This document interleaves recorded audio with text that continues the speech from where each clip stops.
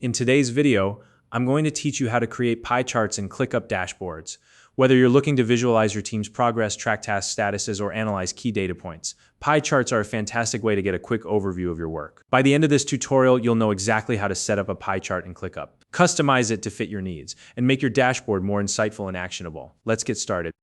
First, open your Dashboards hub in ClickUp. This is where all your dashboards are stored, and it's the starting point for creating a pie chart.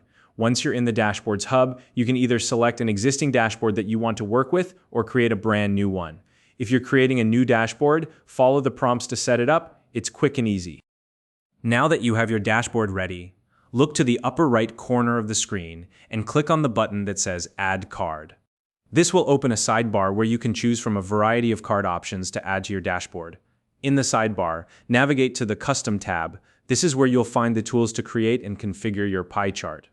From the Custom tab, select the option labeled Pie Chart Card. Once you click on that, you'll be prompted to choose your data source. Here, you can select the spaces, folders, or lists that contain the data you want to analyze. For example, if you want to track tasks in a specific project, you can narrow it down to that particular folder or list. Take your time to select the right data source. It's the foundation for your pie chart. Next, you'll need to decide how you want to group the slices of your pie chart.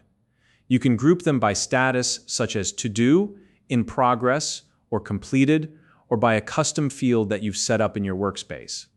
This step allows you to organize the chart in a way that makes the most sense for your goals. After grouping the slices, you'll need to determine what the slices of your pie chart will represent. For instance, you can set it to display the number of tasks in each category or the amount of time tracked for specific tasks. This detail will give your chart meaning and make it truly useful for understanding your data. If your tasks include subtasks and you want them to be part of the chart, look for the option to toggle Include Subtasks.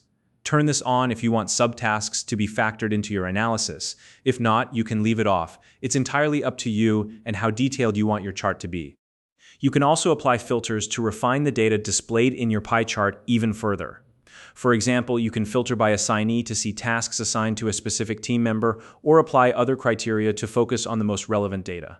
Filters are a powerful way to tailor your pie chart to your exact needs.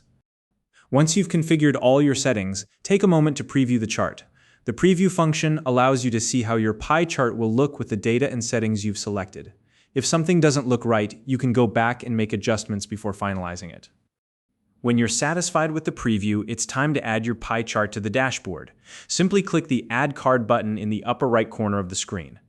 Your newly created pie chart will now be added to your dashboard, ready to provide valuable insights at a glance. If you don't already have a ClickUp account, you can use the link in the description to sign up and start organizing your work today. And there you have it, a complete step-by-step guide to creating pie charts in ClickUp dashboards. If you found this video helpful, please like and subscribe.